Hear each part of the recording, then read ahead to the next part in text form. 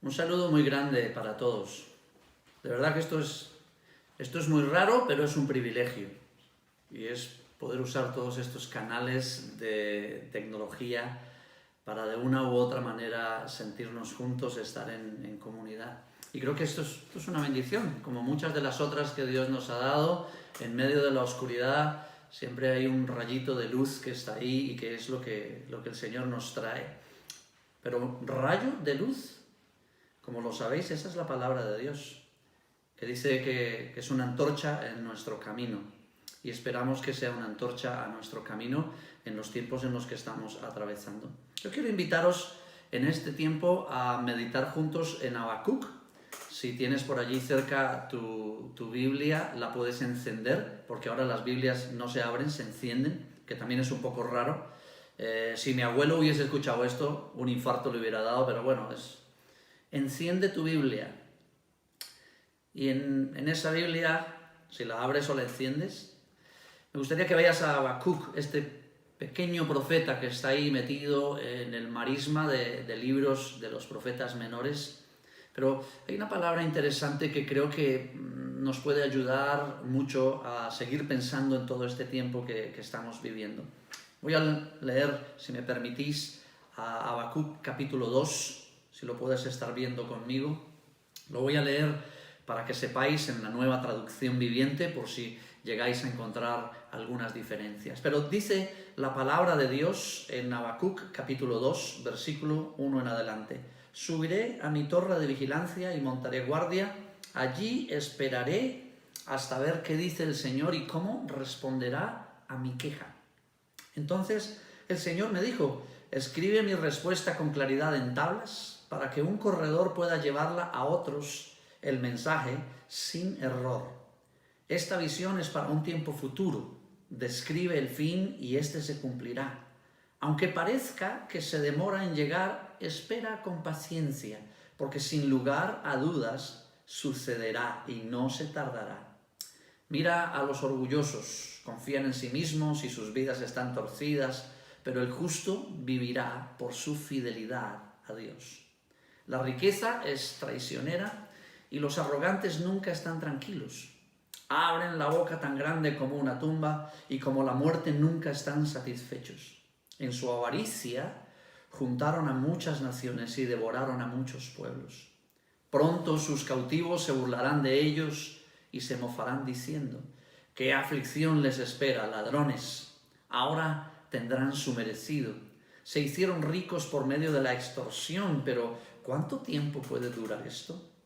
De repente tus deudores tomarán medidas, se volverán en tu contra y te quitarán todo lo que tienes, mientras que tú te quedarás temblando e impotente, debido a que saqueaste a muchas naciones. Ahora todos los sobrevivientes te saquearán a ti. Cometiste asesinatos por toda la tierra y llenaste los pueblos de violencia. ¿Qué aflicción te espera a ti que construyes mansiones con dinero deshonesto? ¿Crees que tu riqueza comprará seguridad y así pondrás el nido familiar fuera de peligro? Sin embargo, por causa de los asesinatos que cometiste, deshonraste tu nombre y te costó la vida. Hasta las piedras de los muros gritan contra ti y las vigas de los techos te hacen eco a la queja. ¿Qué aflicción te espera a ti que construyes ciudades con el dinero adquirido mediante el crimen y la corrupción? ¿No ha prometido el Señor de los ejércitos celestiales que las riquezas de las naciones se convertirán en cenizas? Se esfuerzan mucho, pero todo es vano.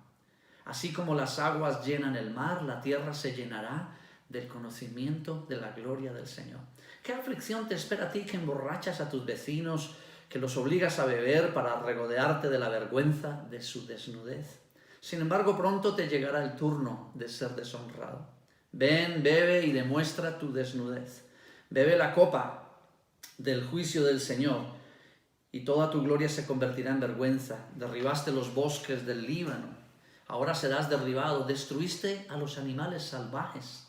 Ahora el terror de ellos también será el tuyo.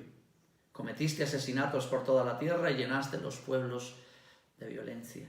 ¿De qué sirve un ídolo tallado por hombres o una imagen fundida que te engaña? Qué necio es confiar en algo elaborado por tus propias manos. Un Dios que ni siquiera puede hablar. ¿Qué aflicción te espera a ti que le dices a los ídolos de madera, despiértanos, sálvanos? A imágenes de piedra mudas dices, levántate y enséñanos. ¿Podrá un ídolo decirte qué hacer?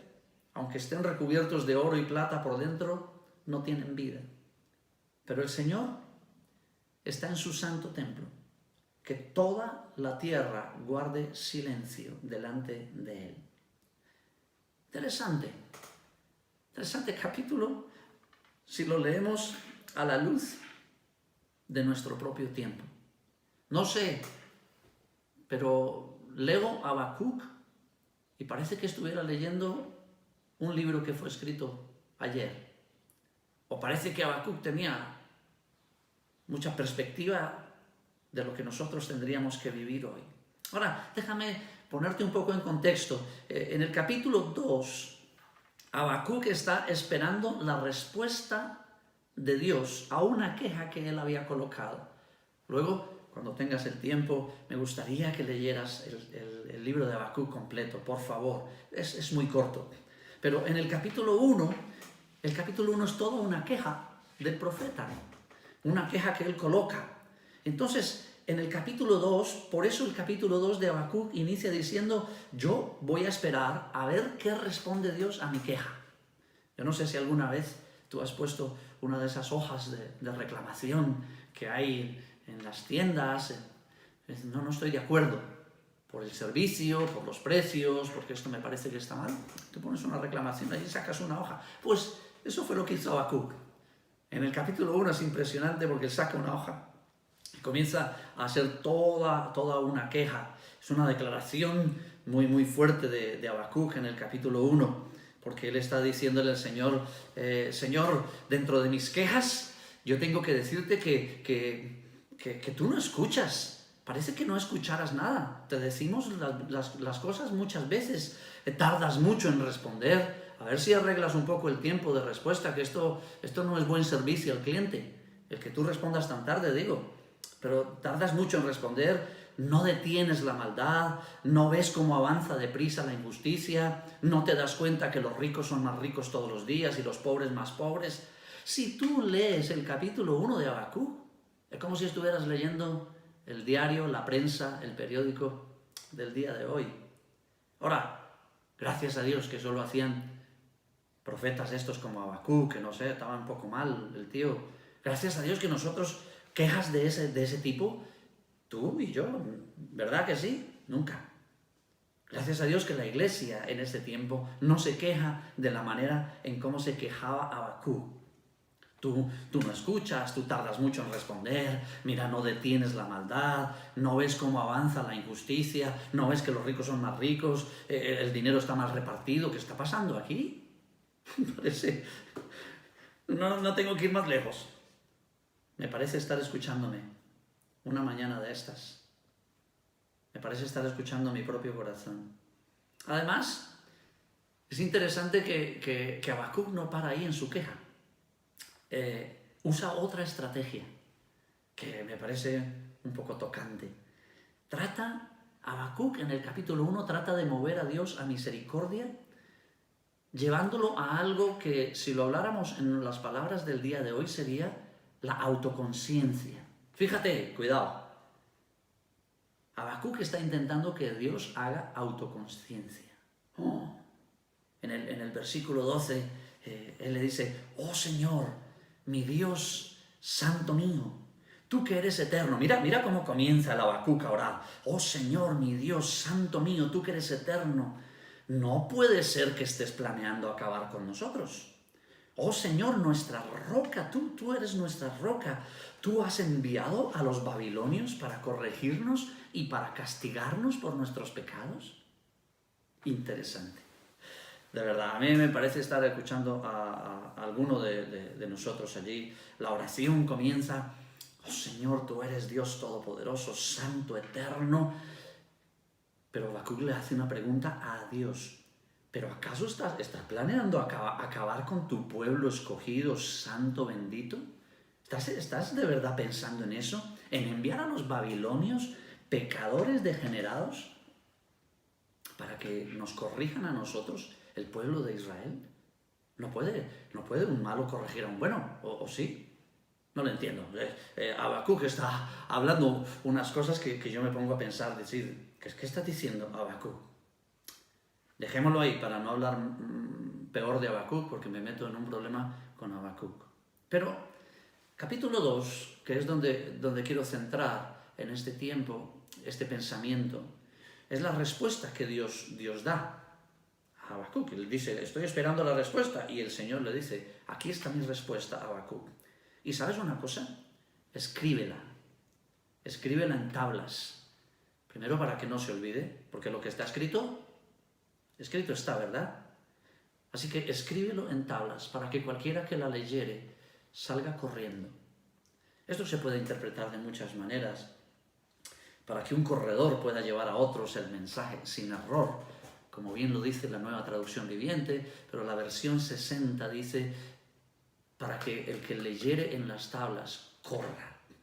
Al final no sé de qué clase de correr se está tratando, pero sí es muy interesante de pensar que el Señor le dice, colócala en tablas y escríbela para que nadie se olvide de lo que te voy a responder. Entonces, Dios enumera varias razones que lo han llevado a la determinación de permitir un tiempo de prueba y de juicio para las naciones de la tierra, incluido Israel. Pero lo que a mí más me anima es Dios omnipotente sí le responde a Habacuc. Aunque yo no lo hubiera respondido. O sea, yo le hubiese dicho, Habacuc, tú sabes con quién estás hablando, con el Dios de los cielos y la tierra. Así que o te callas o te voy a soltar un sopapo que te vas a quedar allí. No, se toma el tiempo de responderle. Y se toma el tiempo de darle razones. Y lo que hemos leído en el capítulo 2, por favor, vuelve a leerlo cuando terminemos esta mañana. De verdad que hay una palabra muy interesante en este profeta. Dios le dice todas las razones que lo han llevado a tomar esta difícil determinación. La difícil determinación de meter a las naciones de la tierra, incluido el pueblo de Israel, en un tiempo de juicio, de prueba.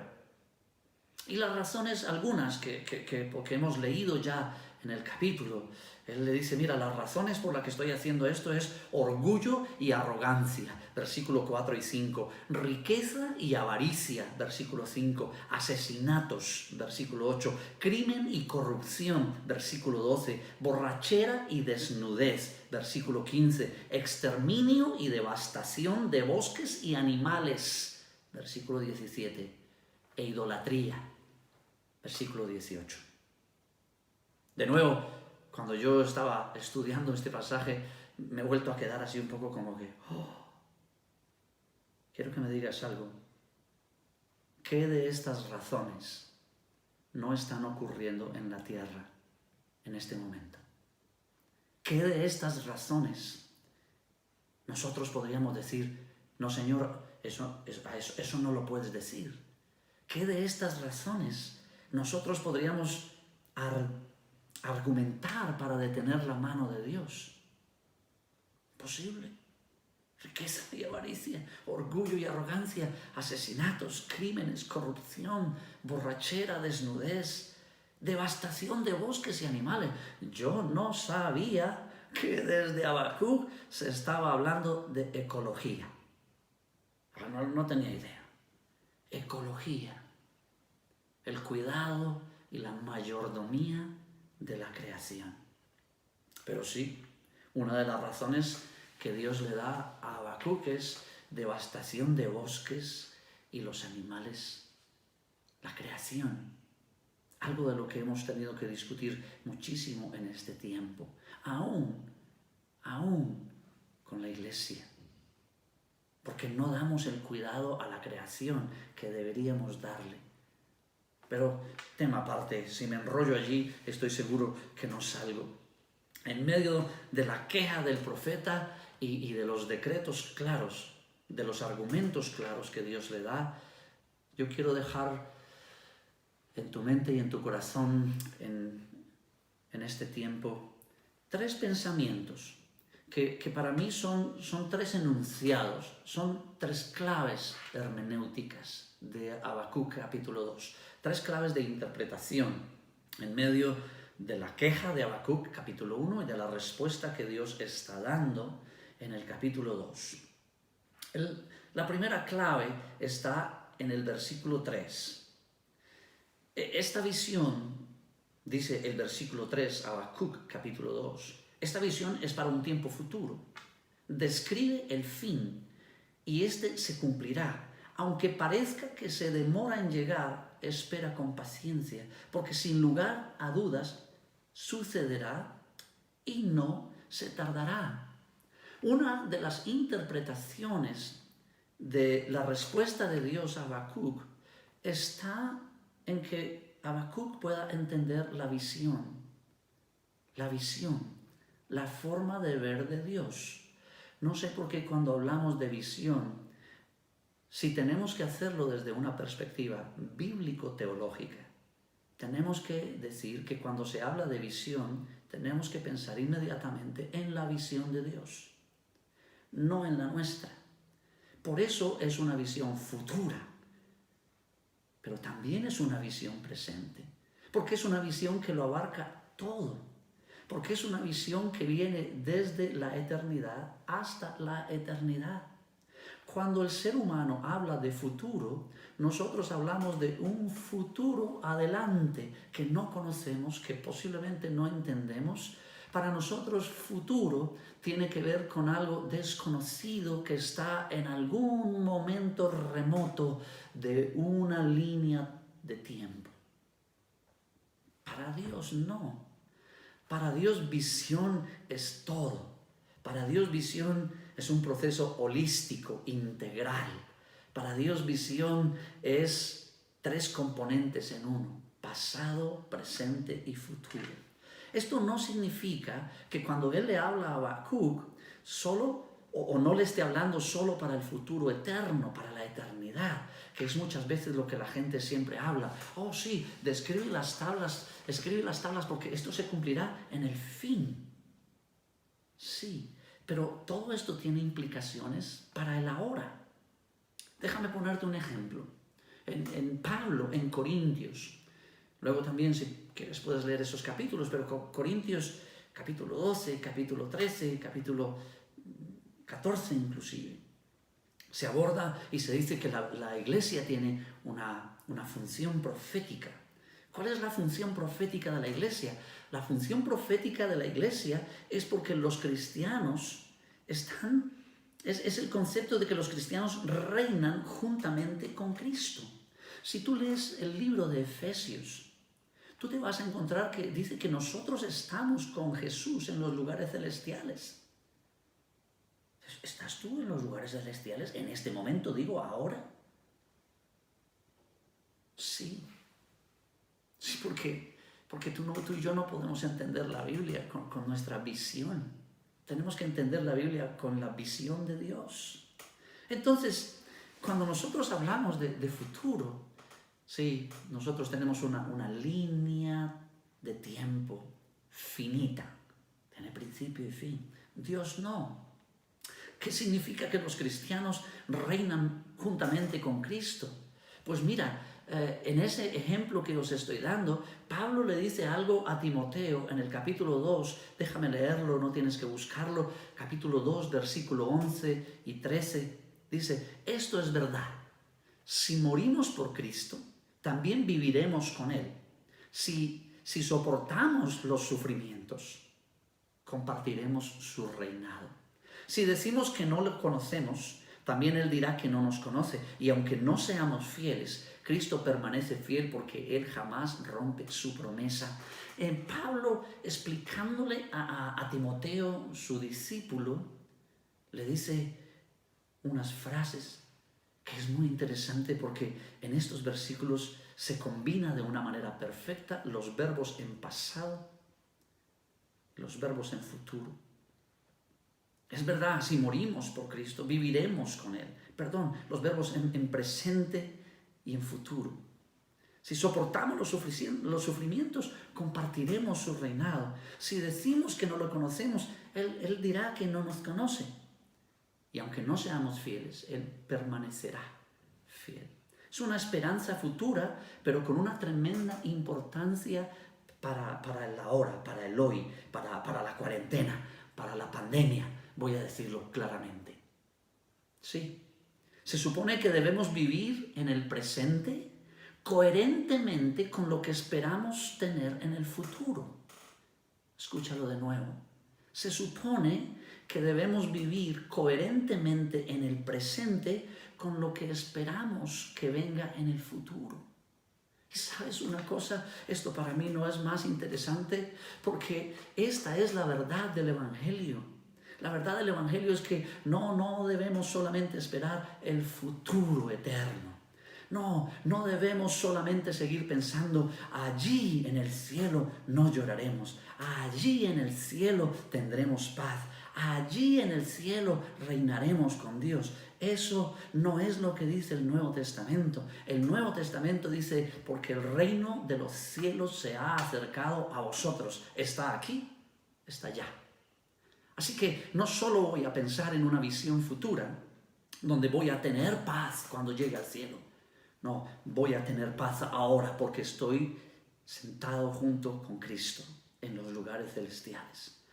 Voy a tener esperanza, no cuando llegue al cielo, también cuando llegue al cielo será total, pero tendré paz, esperanza, gozo, mansedumbre, capacidad de resistencia, resiliencia, porque lo que yo espero que suceda en el futuro tiene que comenzar a ser verdad en mi vida en el día de hoy.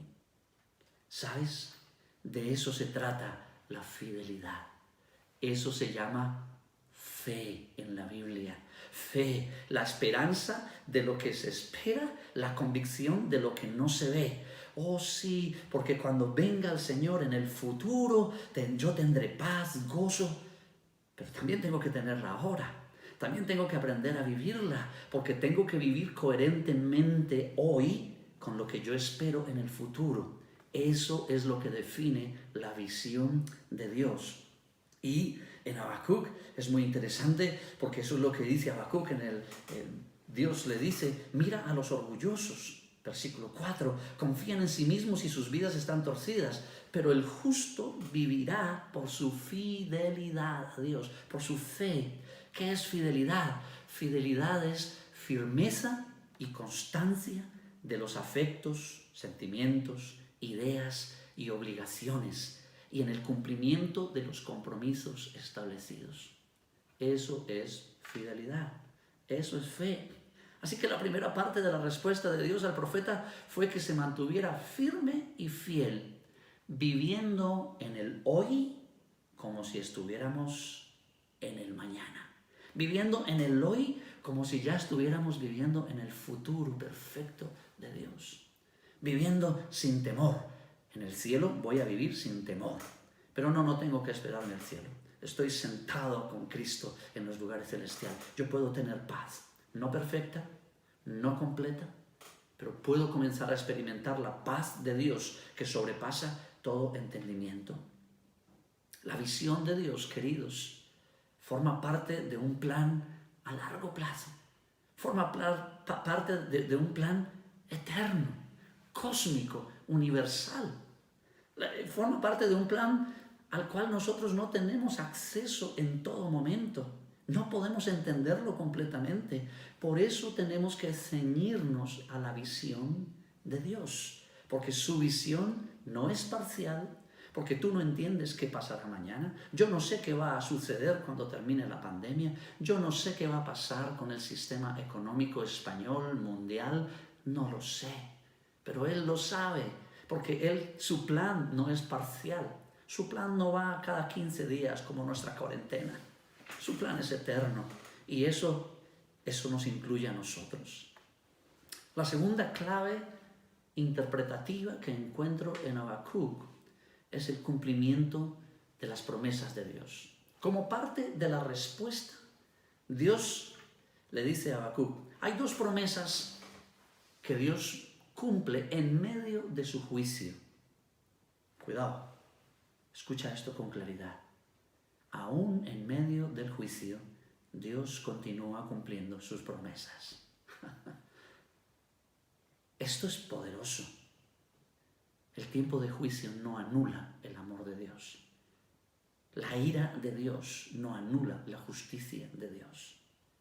Aunque Él esté airado con las naciones, su amor no tiene fin para ti y para mí.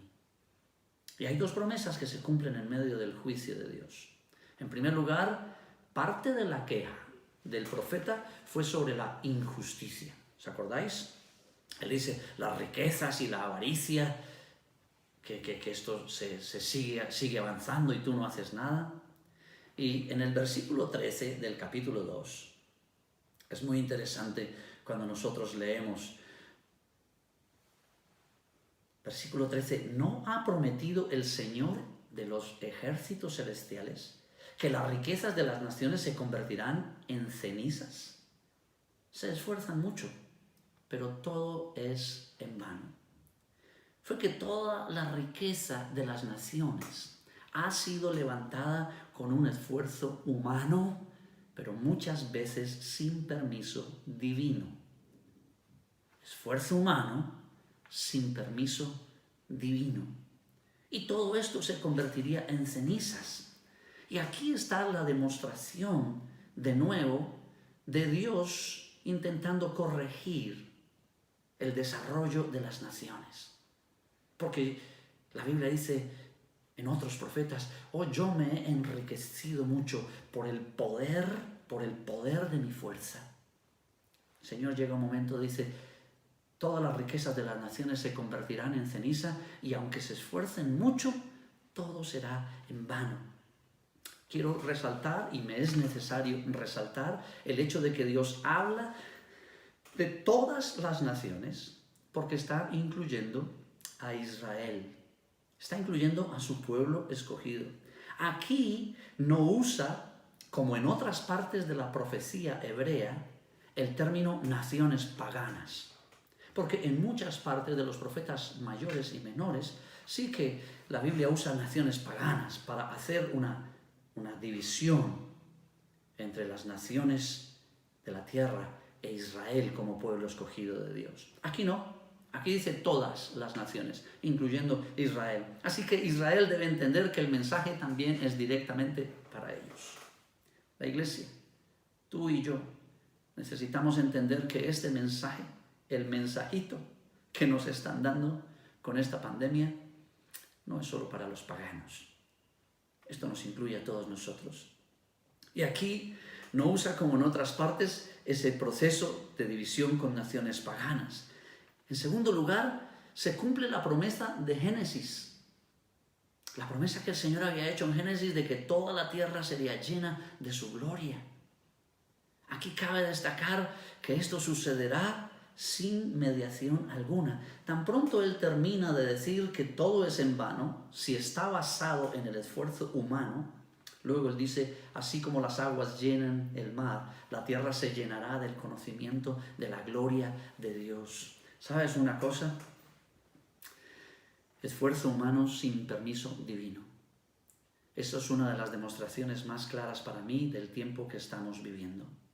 Cualquier cosa que se haya levantado con esfuerzo humano pero sin permiso divino, en este momento está en jaque. Casi jaque mate, incluyendo nuestros sistemas políticos, sociales y económicos. Sistemas que se han desarrollado en base al esfuerzo humano. Y déjame decir algo con mucho cuidado. Inclusive la iglesia.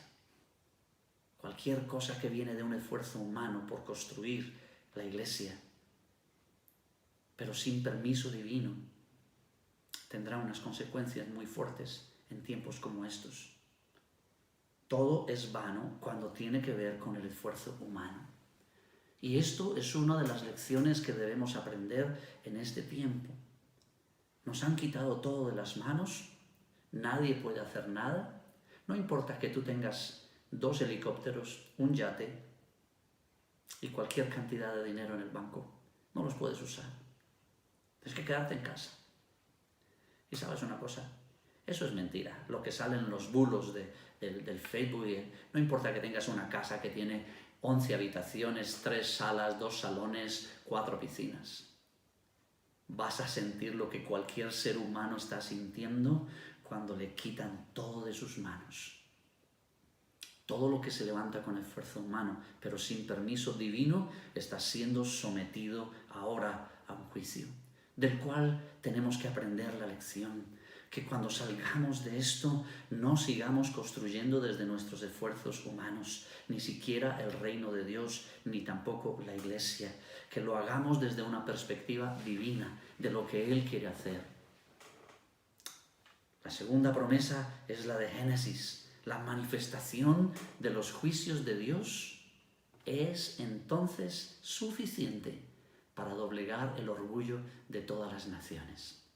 Escúchalo de nuevo. La sola manifestación de los juicios de Dios es entonces suficiente para doblegar el orgullo de las naciones. ¿Qué pasa aquí? Que deja fuera todo intento humano de querer compartir la gloria de Dios. Me ha ocurrido 2 veces en mi vida que me ha dejado muy pensativo. En el año 2000, siendo parte de una gran organización misionera a nivel mundial, tuve un año bastante complicado porque fue un año de reuniones, todo el año 2000. ¿Por qué? Porque íbamos a cambiar de milenio y teníamos que prepararnos para el nuevo milenio. Hicimos reuniones todo el año con todas las plataformas internacionales para planificar los próximos 10 años de la misión. Hicimos reuniones, como os digo, sin parar, incansables nosotros trabajando para construir el reino de Dios. En el año 2001 ocurrió el difícil suceso de las Torres Gemelas de Nueva York y el mundo cambió totalmente. Y todo lo que habíamos planificado y toda la inversión de tiempo y dinero que habíamos hecho en el año 2000, no puedo decir que no valió para nada. Pero el sentimiento era, volvemos a iniciar de cero. Es un poco el sentimiento que estamos teniendo el día de hoy. Esto es como un volver a empezar. Esto es como volver a cero. Esto es como que Dios nos dice, no, el esfuerzo humano aquí no vale. Solo vale lo que Dios tiene en su programa. Y la manifestación de los juicios de Dios es suficiente. 10 días antes de que iniciara este tiempo de cuarentena, también tuve muchas reuniones donde estábamos programando varias conferencias alrededor del mundo sobre la evangelización y la misión de Dios. Y estábamos pensando qué realmente es lo que tenemos que hacer para seguir predicando el Evangelio y que la gente pueda encontrarse con Jesús. Ninguna de estas reuniones será llevada a cabo, ninguna de estas conferencias va a salir a la luz. Porque ¿sabes una cosa? No hay ningún programa de evangelización, no hay ningún método, no hay ningún libro. Escúchame, creo en todo eso. Por favor, entiéndeme. Estoy totalmente de acuerdo con la planificación, estoy totalmente de acuerdo con la evangelización, estoy totalmente de acuerdo con los materiales, con los libros, con los vídeos. Pero nada de eso tiene tanto impacto y tanto valor para el arrepentimiento de la raza humana que los juicios de Dios. Bien lo dijo Isaías en sus escritos. Porque cuando hay juicios tuyos sobre la tierra, los moradores del mundo aprenden justicia. Ahora, no te vayas a olvidar que esto no es solo para los paganos, sino que esto incluye al pueblo de Israel. Cuando hay juicios de Dios, esto es suficiente para doblegarnos a todos y cada uno de nosotros. La tercera clave hermenéutica de Habacuc capítulo 2. No se aceptan intermediaciones. ¿Qué significa eso? que en la respuesta que Dios le da a Habacuc, Dios le dice, no se debe hablar, no se debe preguntar, no se debe cuestionar, no se deben rebatir razones, nada. Acuérdate cómo termina el capítulo 2. El Señor está en su santo templo. Que toda la tierra guarde silencio delante de Él. Toda. Tú y yo también. La iglesia. Sí. Y quiero explicarlo al final, que esto no significa que no vamos a hacer nada. Guarde silencio tiene una implicación muchísimo más profunda. Pero la clave que Dios le da a Habacuc es, Habacuc, en este momento no acepto intermediarios. No hay intermediaciones. Tienes que callarte. Porque hay otra versión que dice, calle delante de Él toda la tierra. No puedes hablar, no puedes preguntar, no puedes cuestionar, no puedes rebatir razones. No se permite nada que no sea la manifestación clara, sublime, omnipotente, majestuosa, justa de la gloria de Dios. No se permite nada más. No hay nada más a la altura de eso. No hay nada más cuando esto se manifiesta. Cuando la gloria de Dios se manifiesta, no hay nada más. Así que no se permite nada. Y ¿sabes una cosa? Esto es un tiempo oscuro, difícil, pero esta es una de las formas de manifestación de la gloria de Dios. Lo fue en todo el Antiguo Testamento de maneras muy claras.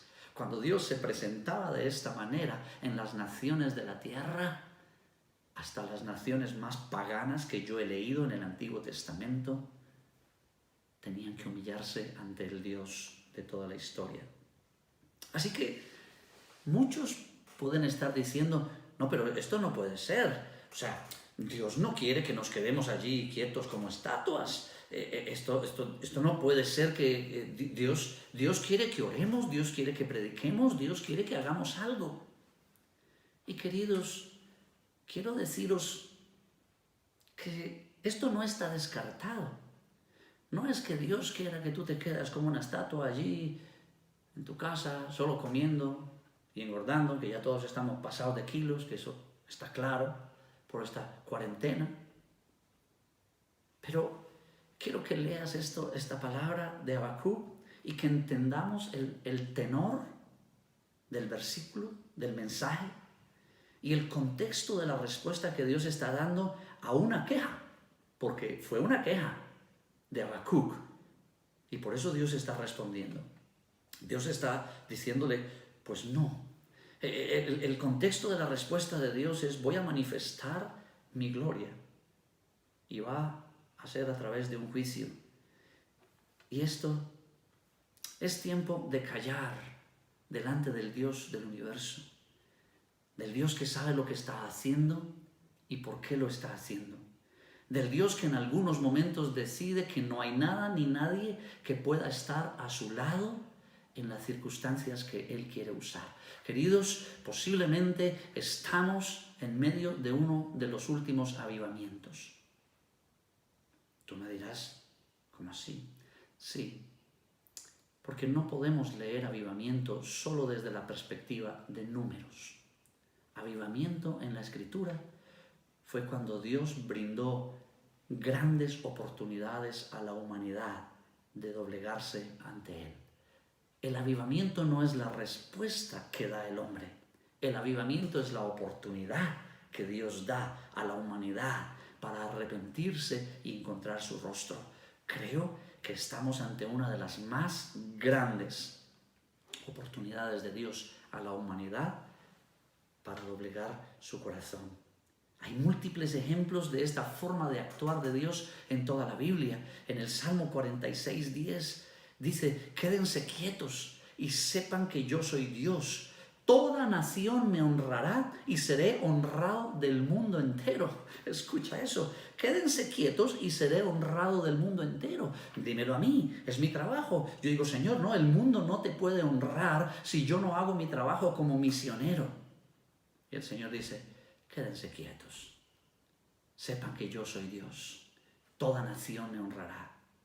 En Isaías 26:20, anda pueblo mío, entra en tus aposentos, cierra tras ti tus puertas, escóndete un poquito por un momento en tanto que pasa la indignación. Queridos, esta no es una invitación a no hacer nada, como lo compartí una noche anterior con Granada Evangélica en una reunión de oración donde vosotros algunos estabais. Este no es el momento de no hacer nada. No quiero que tengas esa lectura. Este es el momento importante de meternos en la presencia de Dios, en lo profundo, de volver al lugar íntimo, al lugar santísimo, al lugar donde tú puedes escuchar la voz de Dios, donde puedes entender la visión de Dios, no parcializada, no temporal como la mía y la tuya. Este es el momento para estar quietos y saber que Él es Dios. Este es el momento de reconocer su gloria en medio del juicio, del momento difícil. Este es el momento para entrar en los aposentos secretos. Entra en los aposentos, cierra tras ti tus puertas. Es lo mismo que Jesús les dijo como antesala a la oración del Padre Nuestro. Ve a tus aposentos y cerrada la puerta, ora a Dios que está en lo secreto. Y Dios que te escucha en lo secreto lo manifestará en público. Este es el tiempo de buscar y de entender el corazón de Dios, de saber qué es lo que Dios está planificando para las naciones y de poder entender cuál es entonces nuestra parte en ese proceso donde Dios no acepta intermediarios. En este momento, no. En este momento Él está haciendo algo que va mucho más allá de nosotros, de la iglesia. Él está haciendo algo, pero en ese algo que Él está haciendo, Él nos está invitando a que nos metamos al lugar santísimo, al lugar de su presencia, al íntimo. Queridos, lo he dicho algún par de veces, el concepto de comunidad, el concepto de iglesia como comunidad ha sido muy golpeado. Gracias a Dios por la tecnología, ya lo he dicho, y que podemos vernos a través de este medio. Pero sí que nos falta abrazarnos, ¿a que sí? Sí que nos falta reír juntos y hablar. Sí que nos falta porque somos seres humanos y lo seremos para siempre. Así que tenemos que entender que nosotros también hemos sido puestos a prueba, porque esto es un golpe muy fuerte contra el concepto comunidad. Pero, ¿sabes? La lección que hay detrás de esto es que nadie va a lograr sobrevivir si no tiene una relación íntima, personal, diaria, grande con Dios. Si no tiene una conexión privada con el Creador. La comunidad cumple una meta muy importante en la vida espiritual de las personas, pero no es la totalidad. La base y el fundamento del Evangelio es una relación personal con Dios. Y si tú y yo no lo hacemos en este tiempo, no vamos a salir fortalecidos de este momento de prueba. Dios está rompiendo la dependencia de muchas personas en el culto, en la iglesia, en la consejería, en el otro. En recostar siempre mi hombro para que otro sea el que tenga que llevar la carga de la presencia de Dios, no a la dependencia espiritual. Cuando nos reunimos es porque hacemos que la unión de nuestra bendición, la unión de nuestra búsqueda de Dios se manifieste en el lugar donde estamos. Comunidad es el lugar donde yo voy a dar lo que he recibido de Dios y no solo a recibir lo que otros han tenido que ir a buscar en el pozo profundo de las aguas de Dios para satisfacer la sed mía que no he querido cumplir con lo que tengo que hacer. Así que, ¿cómo termina el profeta Habacuc? La reflexión diciendo que Dios avive su obra en medio de los tiempos. Mira cómo termina, luego lo puedes leer, pero termina en el capítulo 3, Habacuc diciendo: Oh Jehová, he oído tu palabra y temí. Oh Jehová, aviva tu obra en medio de los tiempos. En medio de los tiempos, hazla conocer. En la ira, acuérdate de la misericordia. Es una buena conclusión para alguien que se le ha dicho, cállate. Es una buena conclusión, tú cállate. Y la respuesta de Habacuc es, ya entendí, Jehová, aviva tu obra en medio de los tiempos. Por eso, habiendo aprendido bien esa lección, él dice en el versículo 16, esperaré en silencio el día venidero. ¿Y cómo termina Habacuc? Habacuc dice, yo esperaré en silencio el día venidero, estaré quieto en el día de la angustia y declararé. Aunque la higuera no florezca, ni en las vides haya frutos, aunque falte el producto del olivo y los labrados no den mantenimiento y las ovejas sean quitadas de la majada y no haya vaca en los corrales, vamos, esto también parece que estuviera yo leyendo el periódico de hoy. Con todo, yo me alegraré en Jehová y me gozaré en el Dios de mi salvación. Jehová el Señor es mi fortaleza, el cual hace mis pies como de siervas y en mis alturas me hace andar. Queridos, que al aprender esta lección tan grande, nosotros podamos terminar con la misma oración de Habacuc. No importa lo que suceda, si no hay papel higiénico en las estanterías de las tiendas, si no hay pan, si no hay leche, si está cerrado todo y todas las demás cosas que podría decir de este momento de cuarentena, que nosotros terminemos nuestra oración como Habacuc. Habacuc comenzó con una queja, termina con un reconocimiento de que Dios hará su obra sobre las naciones y un reconocimiento de la confianza absoluta en Dios, el gozo absoluto en Dios, la fortaleza en Dios, el cual hace que nosotros podamos caminar en las alturas. Ora conmigo por un minuto y pídele al Señor que este tiempo podamos salir aprendiendo la lección y sabiendo qué es lo que Él quiere de nosotros. Padre, te bendecimos y te adoramos, aún en medio de los tiempos de juicio. Te damos gracias por lo que tú estás haciendo en las naciones de la tierra, pero también lo que estás haciendo en medio nuestro. Queremos suplicarte, por favor, que nos ayudes a ver con tus ojos, que nos ayudes a entender tu corazón y que nosotros seamos los primeros, como tu pueblo, de entender qué es lo que tú estás haciendo. Que salgamos de este momento de oscuridad teniendo la luz suficiente en nosotros para entonces ayudar a todos aquellos que van a caminar en oscuridad después de que termine este tiempo. Esto te lo rogamos en el nombre de Cristo Jesús. Amén.